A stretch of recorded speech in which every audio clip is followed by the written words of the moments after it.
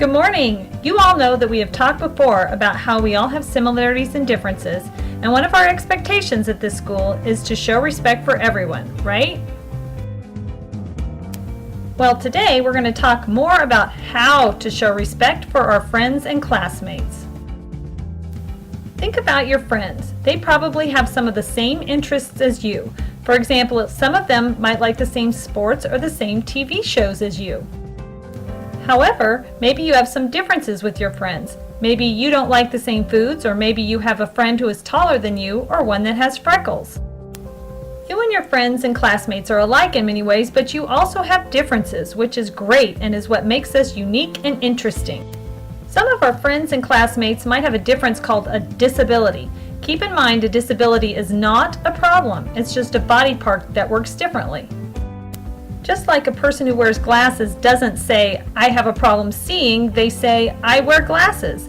A person who uses a wheelchair doesn't say, "I have a problem walking," they say, "I use a wheelchair."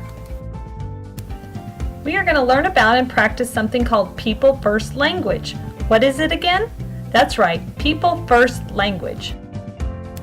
People First Language is a respectful way of talking and puts the person before the disability, and focuses on what the person can do instead of what she can't. Remember, the disability is not the most important thing about the person.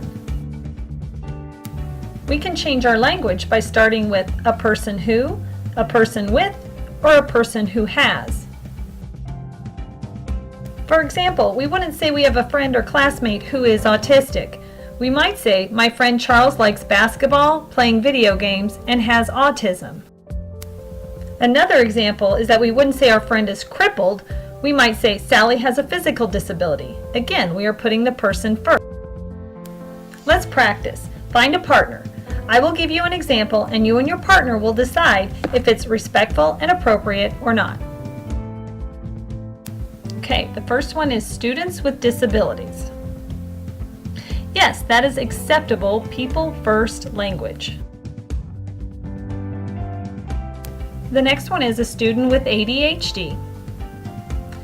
Yes, that is also acceptable People First language. Finally, a learning disabled student. No, People First language, we would say a student with a learning disability. See how it works? As we go about our days, let's be very careful not to insult anyone and to speak respectfully and appropriately about our differences and emphasize everyone's strengths. Let's practice People First language. Created using Powtoon.